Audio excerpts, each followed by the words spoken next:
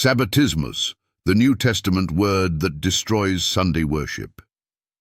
This one verse exposes the entire Sunday deception, and no pastor, priest, imam, scholar, or skeptic on earth can disprove it. Hebrews 4:9, "There remaineth therefore a rest to the people of God." But the Greek doesn't say rest, it says sabbatismos, and that one word destroys the lie. Sabbatismos does not mean peace. It doesn't mean spiritual rest. It doesn't mean Christ is our Sabbath. It means one thing, and one thing only: literal Sabbath keeping. Ask any Greek scholar, open any lexicon, look it up yourself. Sabbatismos, this is the observance of the seventh-day Sabbath. Not a symbol, not a shadow, not a feeling, a command, a duty, a test. And this verse was written after Jesus died, after the resurrection, after the veil was torn, in the New Testament, under the new covenant. Let that sink in. So here's the challenge. If the Sabbath was abolished, if the resurrection changed the day, if Sunday is now the Lord's Day, then why does the New Testament say Sabbath keeping still remains? Hebrews chapter 4:9 wasn't written to Jews, it was written to the church. So I ask every Sunday-keeping pastor, show me the verse that says the Sabbath was abolished.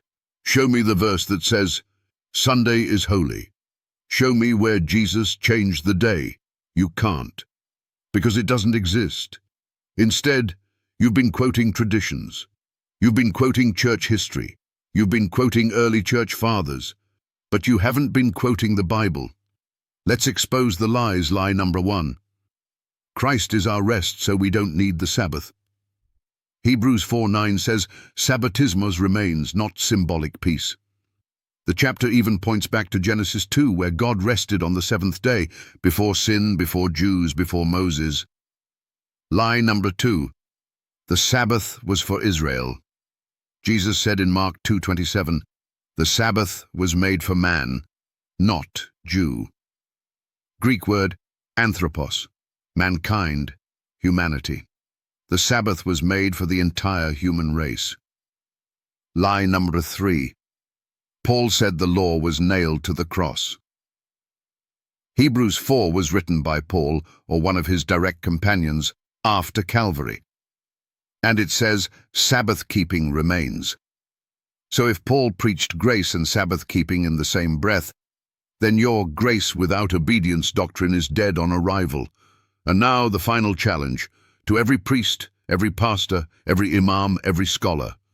Disprove this. Hebrews 4:9. There remaineth therefore a sabbatismos, Sabbath-keeping, to the people of God. If Sunday replaced the Sabbath, then this verse is a lie. If Jesus abolished the Sabbath, then Hebrews 4:9 is heresy. So either your tradition is wrong, or the New Testament is wrong. Which one will you admit? Judgment Day is coming, and the commandment that begins with remember has been forgotten by the world, but not by God. There remaineth therefore a Sabbath-keeping to the people of God. Hebrews 4:9. You've heard it. You've read it. Now you must decide. Will you follow the word of God or the religion of man?